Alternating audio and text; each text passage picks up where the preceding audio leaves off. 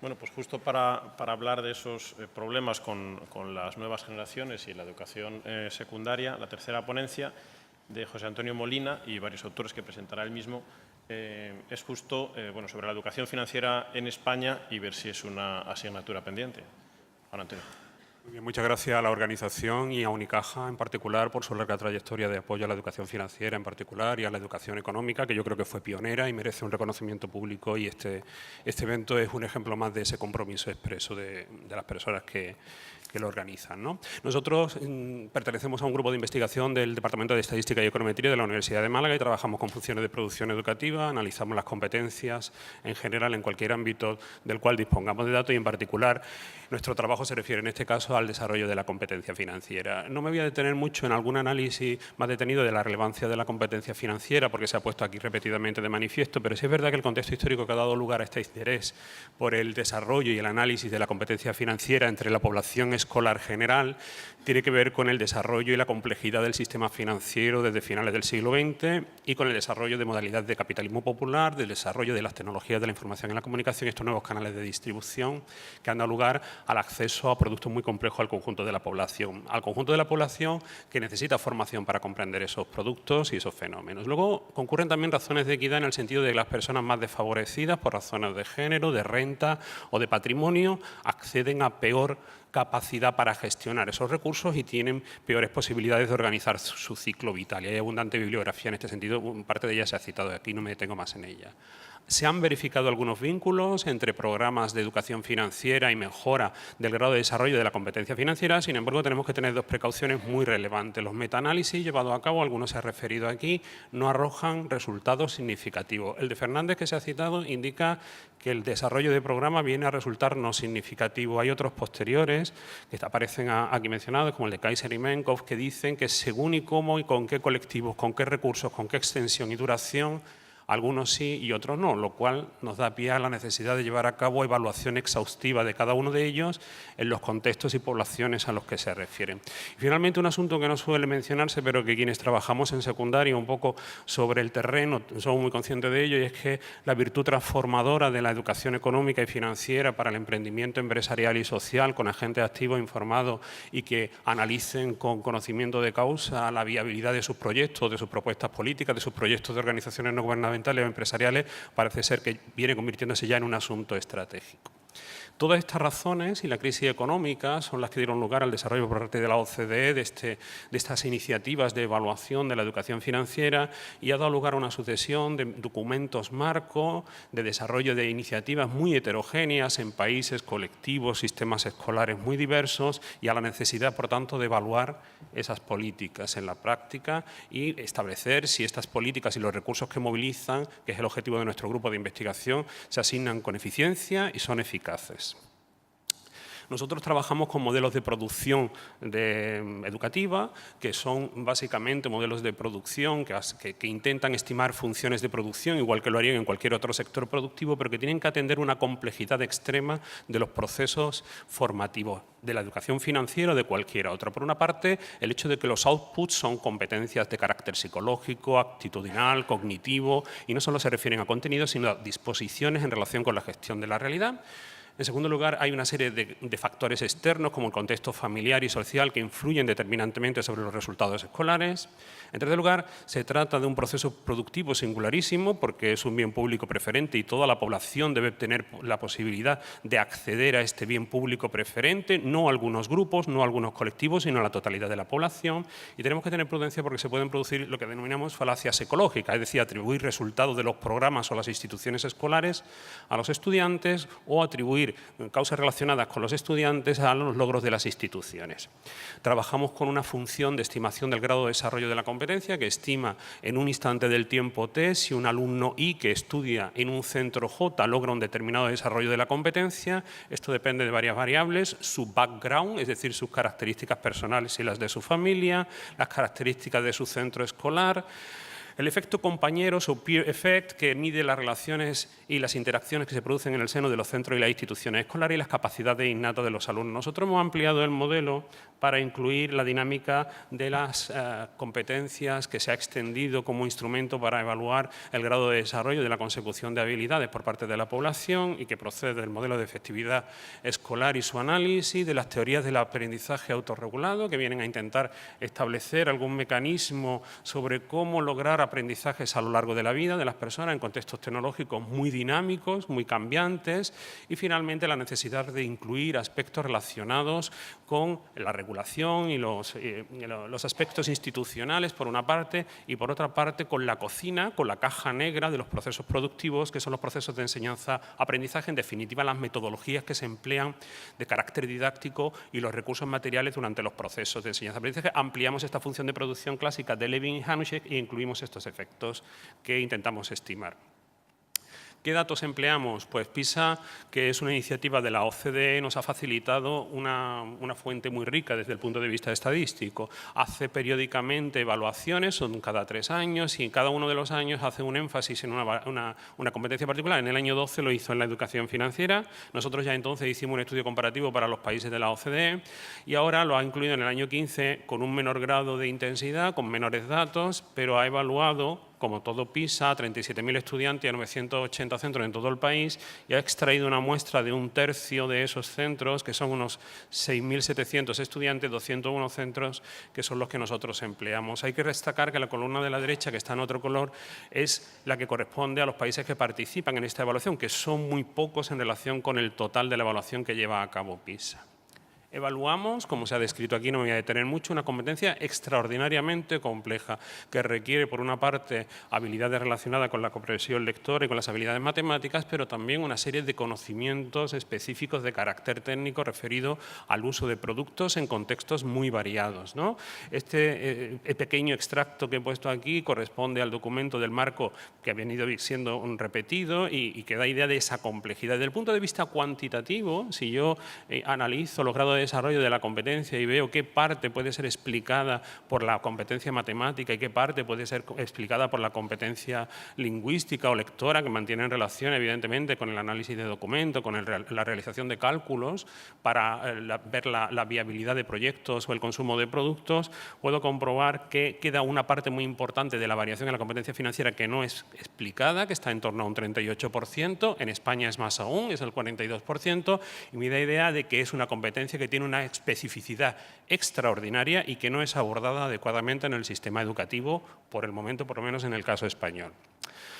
¿Cómo procedemos con el caso de PISA? Pues necesitamos unos outputs que evaluar, intentamos construir una variable que nos describa cuál es la competencia financiera de los estudiantes, y esto lo hacemos a partir de los cuestionarios cognitivos que permiten intentar determinar esta variable latente del grado de desarrollo de la competencia financiera a través de una función. Se construye a partir de las respuestas un logit multinomial, estimamos una función de densidad, o lo que es equivalente a una función de distribución si consideramos valores acumulados, y por un método de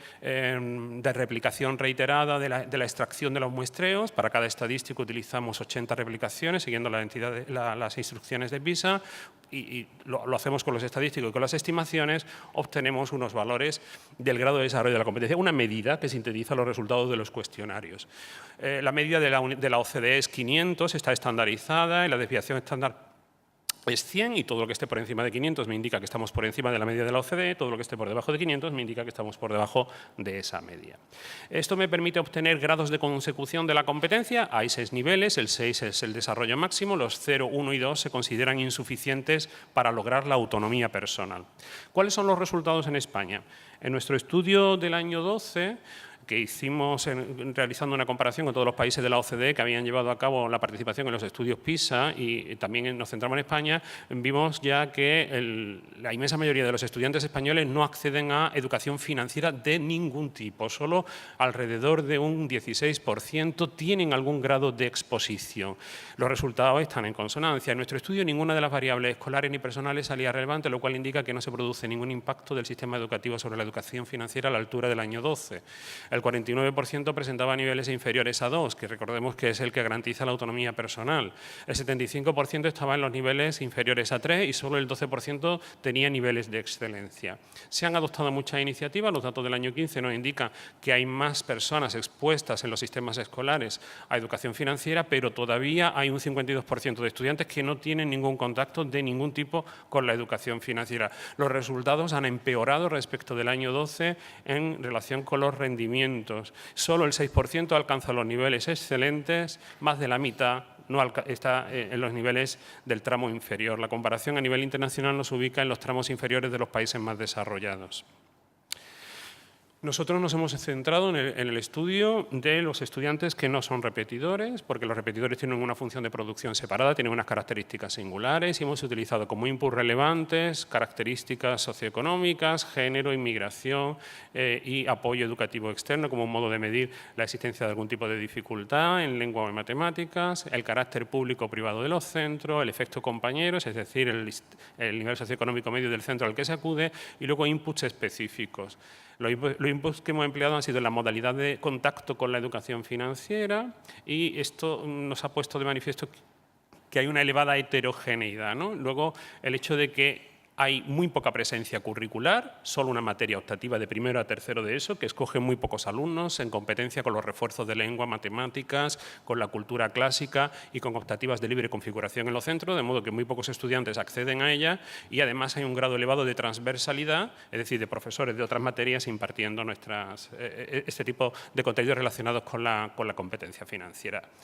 Los estadísticos descriptivos que hemos obtenido ponen de manifiesto que cursen una materia específica de educación financiera, solo hay un 6% de estos que están expuestos, que los modelos son heterogéneos y que hay una mezcla de transversalidad, organismos externos, ONGs o sistema financiero interviniendo en los centros, realizando actividades puntuales y muy poca presencia curricular de modo generalizada para el conjunto de la población escolar. Luego hay un sesgo también por razón de origen y de asistencia a centro privado o público. Se ofrece o están más expuestos a iniciativas de educación financiera los chicos de menor estatus socioeconómico que asisten a centros públicos y que tienen baja competencia en lengua y en matemáticas, mientras que los que acceden a niveles de grado de desarrollo de la competencia en matemática o lingüística más elevados tienen menos exposición y los que tienen mayor índice de estatus socioeconómico también son menos expuestos a las iniciativas de educación financiera. Esta parte de la metodología, por razones de tiempo, la voy a eludir un poco, pero básicamente se trata de una estimación multinivel en la cual hay una ponderación del nivel del estudiante y del centro para llevar a cabo una estimación tomando las variables que hemos referido de las características individuales y de las características del centro. Hemos hecho también un análisis cuartílico y no hay diferencias que sean significativas entre los tramos de rendimiento. No se observa demasiado bien aquí el resultado. Lo tienen ustedes a su disposición en la acta, pero yo se lo voy a resumir brevemente. Se produce un resultado paradójico y es que los estudiantes que son expuestos a iniciativas de educación financiera, que son estos, menor nivel socioeconómico, menor competencia en lengua, menor competencia en matemáticas, problemas de equidad, por tanto, tienen un impacto negativo de esas iniciativas de educación financiera sobre su rendimiento en la propia competencia financiera. Este resultado es chocante en el sentido de que nos apela a que incluso los no repetidores, que son los que teóricamente tienen mejor rendimiento, probablemente de entre ellos se está ofreciendo educación financiera a los que tienen una situación más desfavorecida y a los que tienen peor rendimiento, y aparte de que los demás no acceden a una formación especializada, los que acceden lo acceden con metodologías probablemente inadecuadas o que no tienen el impacto esperado. Este mismo estudio lo hemos hecho estimando también la proporción de los estudiantes que participan en el centro en esos programas, lo tienen también a su disposición en el libro de actas y los resultados son exactamente iguales. Algunas conclusiones para terminar. En primer lugar, la competencia financiera es la única que no es abordada como la matemática, la lectora o la científica en los centros educativos. Hay muchos agentes externos, sobre todo ONGs y en parte también el sistema financiero interviniendo. Hay transversalidad, lo cual significa, aquí se ha dicho a lo largo de este encuentro, que un profesor de otra asignatura, de historia o de filosofía, asume responsabilidad en impartir conocimientos que tienen una complejidad extraordinaria y que están produciendo probablemente un falso divulgacionismo, una falsa percepción de un conocimiento conocimiento que no se corresponde con la realidad. Esto es un problema institucional y regulatorio que las autoridades deberían abordar. Luego, el carácter voluntario introduce un sesgo de autoselección por parte de los estudiantes o de los centros que asigna a los chavales con mayores problemas de convivencia probablemente a estos programas. Esto lo hemos constatado también en la elección entre matemáticas abstractas o aplicadas, en los cuales hay un sesgo por nivel de renta que afecta a los más desfavorecidos y produce problemas de equidad. Lo hemos constatado también en el uso de las nuevas tecnologías, que son relativamente más utilizadas con chavales que tienen menores rendimientos y que pertenecen a niveles socioeconómicos más bajos, y nos ofrece una llamada de atención muy importante para la gestión de los recursos dentro de los centros educativos. Y luego el asunto de que es necesario evaluar muchísimos aspectos de estas iniciativas. En primer lugar, la organización institucional del currículo, porque no está accediendo todo el mundo a educación financiera, la población escolar no está logrando esta educación financiera que es muy relevante. Los enfoques transversales requieren de formación específica por parte de quienes los llevan a cabo, o hay un cuerpo de profesores de secundaria en los cuales hay profesorado especialista en economía que debería asumir estas responsabilidades. Luego, los programas realizados fuera de los centros son empleados con alumnos de modo muy puntual y con pocas horas, y su impacto debe ser evaluado también. Y luego, de los que desarrollan asignaturas relacionadas con economía dentro de los centros educativos, es necesario evaluar las metodologías y qué parte del currículo está siendo dedicado efectivamente a la educación financiera y qué otra parte está dedicado a otra iniciativa, de modo que, aunque nominalmente se esté cursando alguna asignatura, son solo el 6%, recordémoslo, de una población de menos de la mitad del conjunto de la población escolar, no se está aplicando una metodología o una selección de contenido adecuada. De todos modos, tenemos que ser muy prudentes porque el grado de implantación es muy limitado y las asignaturas solo están presentes desde hace un año en el sistema educativo. Se implantaron con la LOMCE y con carácter optativo. Muchas gracias.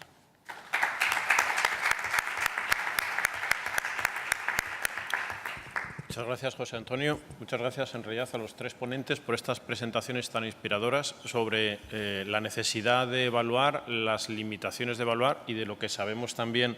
acerca de cómo se evalúa la educación, las carencias que vamos viendo que también se están produciendo. Seguimos sin mayor descanso con la octava sesión, lo que tarda en constituirse la mesa. Gracias a ustedes también por su atención.